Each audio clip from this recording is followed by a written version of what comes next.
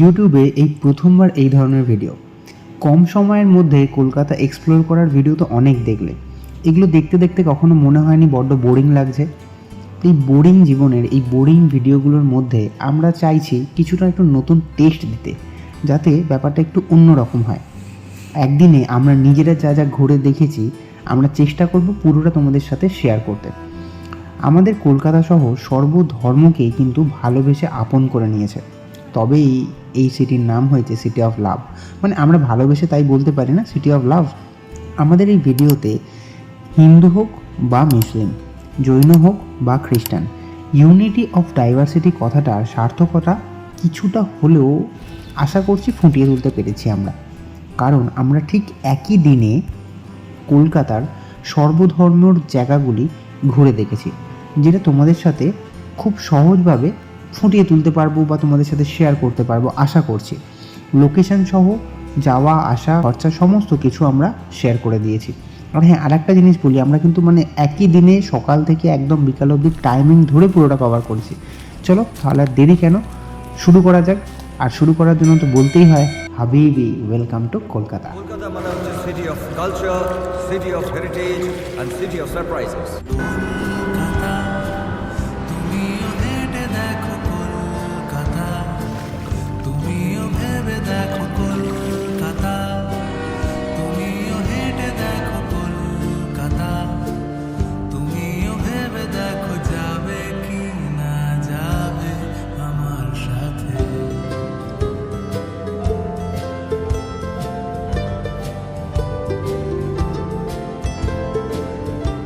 Hello everyone, নমস্কার বন্ধুরা, welcome back to তোমাদের সকলের ফ্যামিলি আনকাউন্টেবল মাইলস। প্রথমেই বলি কি ট্রান্সপোর্ট ইউজ করবে, তার উপর কিছুটা টাইম ম্যানেজমেন্টটাও ডিপেন্ড করছে। কারণ এখন কলকাতা হাওড়া সব জায়গাতেই এখন মেট্রো অ্যাভেলেবেল, তাই আমরা পুরো একদিনের কলকাতা ট্যুরটা মেট্রো দ্বারাই করেছি। তোমরা চাইলে তোমাদের পার্সোনাল 2 হুইলার বা 4 হুইলারও করতে পারো, সেটা সম্পূর্ণ তোমাদের ব্যাপার। তবে আমরা পুরো জার্নিটা মেট্রোতে করেছি। আমাদের ফার্স্ট ট্যুরিস্ট স্পট হলো মাহেশ্বর গার্ডেন। এটা কলকাতার একটা অফবিট ট্যুরিস্ট ডেস্টিনেশন।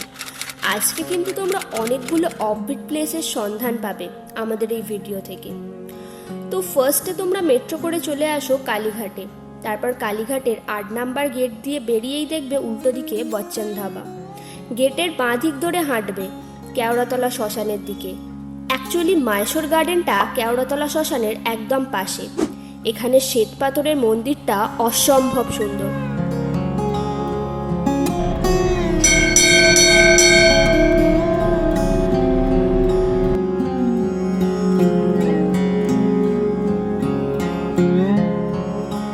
যেহেতু এটা কৃষ্ণ মন্দির, তাই আমরা দেখতে পাচ্ছি ভগবান বিষ্ণুর 10 অবতার কিন্তু এখানে রয়েছে, কিন্তু সংখ্যা অনেকগুলো বেশি রয়েছে। একই অবতার হয়তো অনেকগুলো রূপে দেওয়া রয়েছে এখানেতে।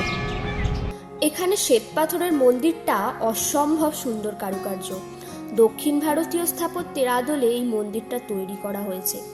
ভগবান বিষ্ণুর মন্দির, আর সাথে আছে তার 10ম অবতারও। এই গার্ডেনটা সকাল 6:30 থেকে 1টা অবধি আর বিকেলে 4টে থেকে রাত 9টা অবধি খোলা থাকে। সামনেই সুন্দর করে সাজানো একটা বিশাল গার্ডেন, আর তার মাঝে ফোয়ারা। ছোটদের খেলার জন্য পার্কও আছে। এই জায়গাটাতে হচ্ছে বাচ্চাদের খেলার জায়গা আছে, এখানে ঢেকি আছে, আরও অনেক কিছু আছে, কিন্তু এখন বন্ধ এই জায়গাটা আমরা দেখছি। আমরা এই মন্দিরটা দিয়ে আজকের কলকাতা সফর শুরু করেছি। তোমরা চাইলে এটা সন্ধ্যের দিকেও আসতে পারো, তখন এলে এই লাইটিংটা দেখতে পাবে, খুব সুন্দর লাগে লাইটিংটা দেখতে। আমাদের এই জায়গাগুলোর ওপর সিঙ্গেল ভিডিও করা আছে, যার লিঙ্ক আমরা ডেসক্রিপশনে দিয়ে দিলাম, চাইলে এক নজরে দেখে আসতে পারো। প্রত্যেকটা জায়গারই এক একটা বিশেষত্ব আছে, এক একটা ইতিহাস আছে, যা আমরা ওই ভিডিওগুলোতে ডিটেলসে শেয়ার করেছি।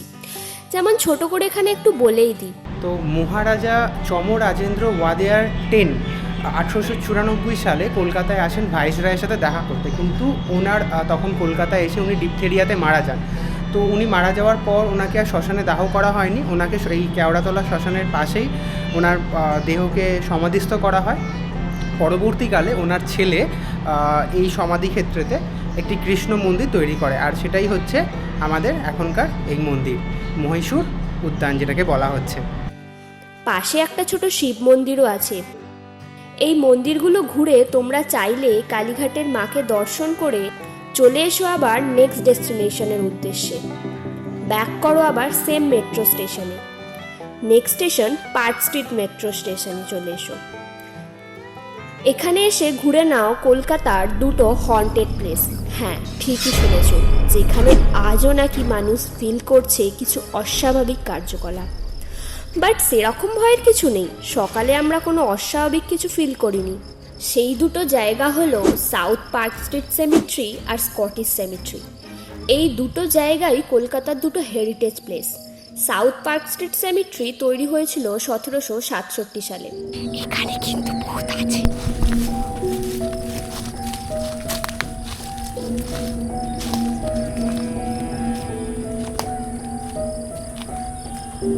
ওইদিকে রাস্তা সব বন্ধ, ঝড়েতে মনে হয় অনেক গাছ ভেঙে গেছে। এদিকে দেখ, অ্যানাবেলের মুন্ডু পড়ে আছে কাটা। এখানে দুই বিশেষ ব্যক্তিত্বের সমাধি আছে, হেনরি লুই ভিভিয়ান ডিরোজিও আর স্যার উইলিয়াম জোন্স, যাদের কথা আমরা প্রত্যেকেই ইতিহাস বইয়ের পাতায় পড়েছি। কি তাই তো, পড়েছো তো তোমরা? এছাড়াও আছে আরও বহু ব্যক্তিত্বের সমাধি। এই জায়গাটা কলকাতার ঘোরার তালিকায় অবশ্যই কিন্তু রেখো বন্ধুরা। আর হ্যাঁ, গোরস্থানে সাবধান সিনেমার নাম শুনেছ? এখানেই শুটিং হয়েছিল ওই গোরস্থানে সাবধান সিনেমার। এই জায়গাটা প্রত্যেক দিনই সকাল 10টা থেকে বিকেল 5টা অবধি খোলা থাকে। Ticket price 25 rupees per head. এই জায়গাটা কিন্তু কলকাতার টপ হন্টেড প্লেসগুলোর মধ্যে একটা। আমাদের চ্যানেলে ডিটেলস ভিডিও আছে এটার উপর, সেটাই আমরা অনেক কিছু শেয়ার করেছি, একবার ভালো লাগলে দেখে নিতে পারো। আর আমাদের ভিডিও কেমন লাগলো লাইক কমেন্ট করে জানাতে ভুলো না কিন্তু। আর ভালো লাগলে টুকুস করে একটা সাবস্ক্রাইব করে দিও। আর স্কটিশ সেমিট্রিটাও ওই একই দিনে ঘুরে নিও কিন্তু, কারণ ওখান থেকে বেশি দূর না, হেঁটে ওই 10-15 মিনিট মতো। 1820 সালে এই কলকাতার স্কটিশ জনগোষ্ঠীর চাহিদা পূরণের জন্য এই স্কটিশ সেমিট্রিটা তৈরি করা হয়েছিল। 2000-এরও বেশি সমাধি আছে এখানে। সংস্কারের কাজ চলছে এখনও, ইতিহাস খোঁজার প্রচেষ্টায়। এখানেও বহু বিশিষ্ট ব্যক্তির সমাধি আছে, তবে 90%ই স্কটিশ, মাত্র 10%ই বাঙালি। কিছু কিছু সমাধির জন্য মার্বেল, পাথর আর গ্রানাইট তো ডিরেক্ট স্কটল্যান্ড থেকে আনা হয়েছিল আমাদের এই কলকাতায় জাহাজে করে। এখানে এলে তা আরও ভালো বুঝতে পারবে। এই জায়গাটায় প্রচুর গাছপালা, চারিদিকটা জঙ্গল, আর তার মধ্যে সারি সারি কবর।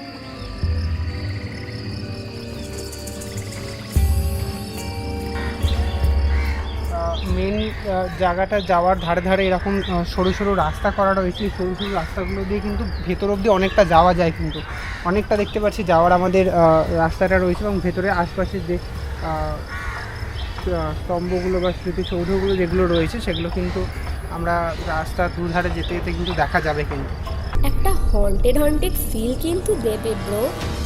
এখানে 90 প্রজাতির উদ্ভিদ, কীটপতঙ্গ আর ছত্রাক আছে। এই জায়গাটা সকাল 9টা থেকে বিকেল 4টে অবধি খোলা থাকে।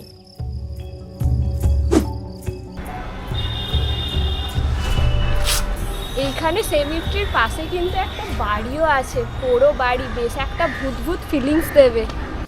এই দুটো জায়গা ঘুরে আবার চলে এসো সেম মেট্রো স্টেশনে। এরপর চলো তোমাদের নিয়ে যাই নাখোদা মসজিদে। পূর্ব ভারতের সব থেকে বড় মসজিদ আমাদের সিটি অফ জয়ই আছে, ঘুরে দেখবে না? এই মসজিদে যাওয়ার জন্য তোমরা এমজি রোড মেট্রো স্টেশন বা সেন্ট্রাল অ্যাভিনিউ মেট্রো স্টেশন চলে এসো। সেখান থেকে হাঁটতে হাঁটতে চলে এসো জাকারিয়া স্ট্রিট। অ্যাকচুয়ালি নাখোদা মসজিদটা জাকারিয়া স্ট্রিট আর রবীন্দ্র সরণির সংযোগস্থলে অবস্থিত। বিশাল বড় এক মসজিদ, জাতি, ধর্ম, লিঙ্গ নির্বিশেষে সবার জন্য খোলা এই মসজিদ।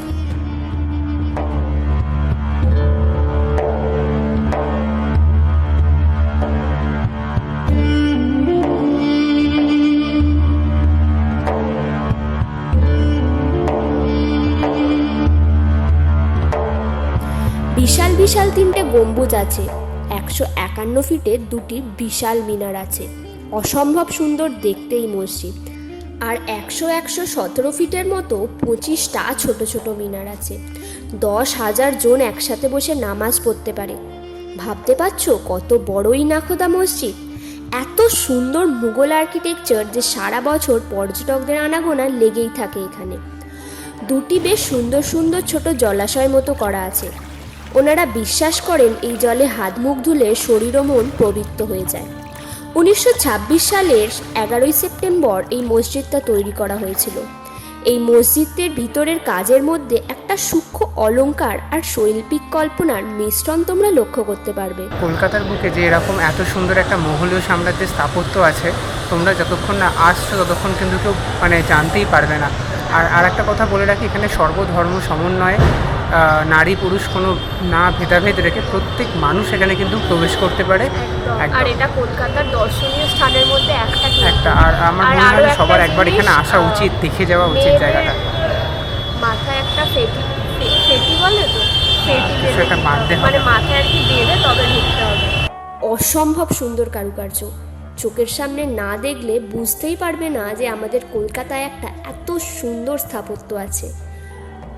ঘুরে দেখতে একটু সময় লাগবে, ঘুরে নাও আর ঘুরে চলে এসো আবার নেক্সট ডেস্টিনেশনের জন্য।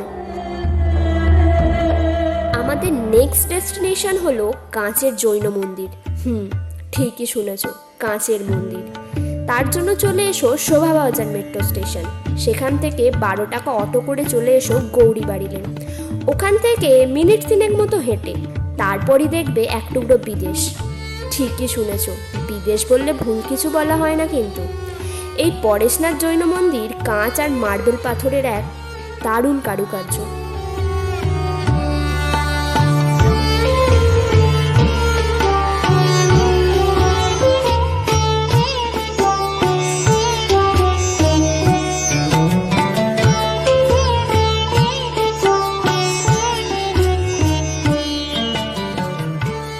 চারপাশের পরিবেশটা এত সুন্দর আর এত পিসফুল যে কি বলবো। এই মন্দিরটা কিন্তু কলকাতার ঘোরার তালিকায় অবশ্যই রেখো। আর হ্যাঁ, এই মন্দিরের আর একটা বিশেষত্ব আছে। এই মন্দিরের ভিতর একটা প্রদীপ আছে যেটা 156 বছর ধরে জ্বলছে, কিন্তু প্রদীপের শিখায় কোনো কালি পড়ে না। ব্যাপারটা একটু অদ্ভুত, তাই না? কিন্তু সত্যি ঘটনা। পরিবেশটাও খুব সুন্দর, বিশাল বাগান, বিশাল জলাশয়, দারুণ দারুণ। আর জলাশয়ে আছে প্রচুর মাছ আর কচ্ছপ, কারণ জৈনরা মনে করেন মাছকে খাওয়ানো নাকি পুণ্যের কাজ। ওখানে মাছকে খাওয়ানোর জন্য খাবারের দোকানও আছে। তোমরা যদি চাও ওই দোকান থেকে মাছের খাবার কিনে তোমরা ওই জলাশয়ের মাছকে খাওয়াতে পারো। এই মন্দিরটা সকাল 6টা থেকে 11টা অবধি আর তারপর দুপুর 3টে থেকে সন্ধ্যে 7টা অবধি খোলা থাকে। ডিটেলস ভিডিওর লিঙ্ক ডেসক্রিপশনে দিয়ে দিলাম, ঘুরে এসো জায়গাটা। তো পরে হ্যাঁ বলো তুমি। তো পরেশনাথ টেম্পলের পাশে আরো কয়েকটা মন্দির আছে। আমাদের এটা দেখা হয়ে গেছে, একদম সত্যি অসাধারণ। একদম জায়গাটা অসাধারণ। এদিকে ভিতরটা তো কোনো মানে ফটোগ্রাফি ভিডিওগ্রাফি অ্যালাউ না, ভিতরটা পুরো কাঁচের। আর মানে যদি করা যেত খুব ভালো হতো, সবাইকে দেখানো যেত। তো পেছনে আমাদের মন্দির আছে, আর এই পুকুরের পাশ দিয়ে এসে জাস্ট একবার বলে দিই, এই ওদিকে মন্দির, ওখান দিয়ে জাস্ট এসে এইখান দিয়ে একটা গেট আছে। এই গেটের ওখানে একটা ভেতরে মন্দির ওনারা বললেন দেখে যেতে, দুটো মন্দির আছে। দেখে আমরা এটা দিয়ে ব্যাক করে ওদিকে আর একটা মন্দির আছে, সেটাও আমরা দেখতে যাবো। ঠিক আছে, চলো যাওয়া যাক। এটা একটা মহাবীরের মন্দির, কাঁচ আর মার্বেল পাথর দিয়ে তৈরি এই মন্দিরগুলো।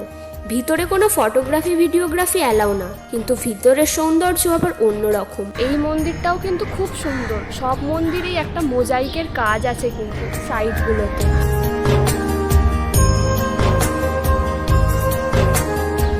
জৈন ধর্মের যে 24 জন তীর্থঙ্কর ছিলেন, ঋষভনাথ আছেন, পার্শ্বনাথ আছেন, মহাবীর আছেন, এনাদের মধ্যে আমরা সবথেকে বেশি যাকে চিনি তিনি হচ্ছেন মহাবীর। তো এই যে মন্দিরটা আমরা এখন এসেছিলাম, এটা হচ্ছে মহাবীরের মন্দির। তো পাশের মন্দিরটা যাওয়া যাক, চলো। আরও একটা মন্দির বাকি আছে, সেটাও দেখবো। টোটাল 4টে মন্দির আছে এখানে, 4টেই আমরা দেখবো। ঠিক আছে, চলো। এটা হলো এক রাজস্থানের ফোর্ট। অ্যাকচুয়ালি এত সুন্দর রাজস্থানের ফোর্টের মতো কারুকার্য করা এই দাদাওয়ারি টেম্পল, ছোট্ট এক রাজস্থান বললেও খুব একটা ভুল হবে না কিন্তু। খুব সুন্দর এই মন্দির। এখানে জৈন আচার্য দত্তকুশল চূড়ের পদচিহ্ন আছে।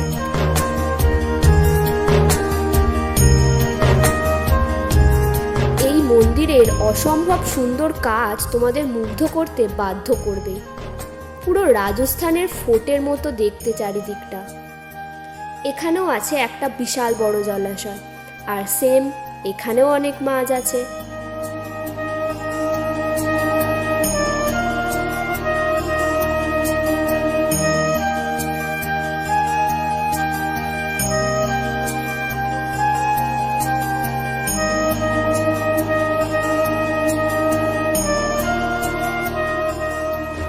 আরও একটা সুন্দর মন্দির আছে, এটা হলো চন্দ্রপ্রভুজির মন্দির।